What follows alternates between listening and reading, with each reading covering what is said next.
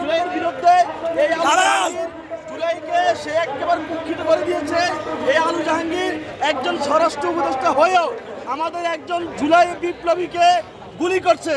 কে গুলি করছে তারে এখনো এই আলু জাহাঙ্গীরের প্রশাসন গ্রেপ্তার তো দূরের কথা, কই আছে সেই লোক?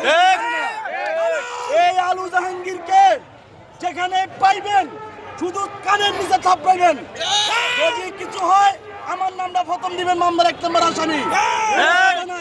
জুলাইয়ের সাথে যে গাদ্দারি করবে তার অস্তিত্ব আমরা রাজপথে সংকটে ফেলে দিব ইনশাআল্লাহ। আলু জাহাঙ্গীরের স্বরাষ্ট্র উপদেষ্টা পদে থাকার আর কোনো যোগ্যতা নাই। আলু জাহাঙ্গীর গ্রেপ্তার তো করতে পারেই নাই। আওয়ামী লীগের কোনো ফ্যাসিবাদকে যখন গ্রেপ্তার করা হয়, আসিফ নজরুলের আইন প্রশাসন তাকে জামিন দিয়ে দেয়, আসিফ নজরুলের জজরা জামিন দিয়ে দেয়। কাজেই স্বরাষ্ট্র উপদেষ্টার সাথে আসিফ নজরুলকে গণদোলাই দিতে হবে। জুলাইয়ের সাথে যে গাদ্দারি করবে তাকেই গণদোলাই দিতে হবে। এখন আপনারা দেখছেন, চিন্তাটা করছেন, এই রাষ্ট্রে হাদির মতো একটা লোকের উপরে গুলি করার পরেও এই রাষ্ট্র এখন পর্যন্ত তাকে গ্রেপ্তার করতে পারে নাই।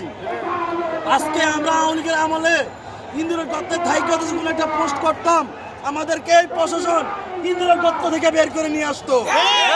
আর এখন প্রকাশ্য গুলি করে এই প্রশাসন, এই গোয়েন্দা, এই ডিজিএফআর, এই এনএসআর, এই সেনাবাহিনী, এরা সবাই একত্রিত হয়ে ভারতের সাথে মিলেই জুলাই বিপ্লবীদেরকে হত্যার সাথে তারা লিপ্ত। জুলাই হত্যাকাণ্ডের সাথে এই গোয়েন্দারা জড়িত। তারা না হলো জুলাই হত্যাকাণ্ডের সাথে হাদির উপরে যেই বর্বরতা হামলা হয়েছে, কেন তাকে এখনো গ্রেপ্তার করতে পারে নাই? বিজিবির কাজ কি? বিজিবি ঢাকা শহরের কাজ কি? সীমান্ত তারা পাহারা দিতে না পারে, সীমান্ত দিয়ে একের পর এক আওয়ামী লীগ ফ্যাসিস্টরা পালিয়ে যাচ্ছে, অথচ বিজিবি কাউকে ধরতে পারে না। এই বিজিবির কাজ কি?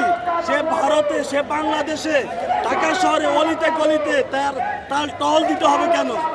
সে তো যে নিরাপত্তা দিতে না পারে আমাদেরকে বলবে, আমাদেরকে সীমান্তের দায়িত্ব দেখ, আমরা 1 লক্ষ যুবক সীমান্তে থাকবো, দেখি ভারতীয় কুত্তারা, দালালরা কিভাবে পালায়।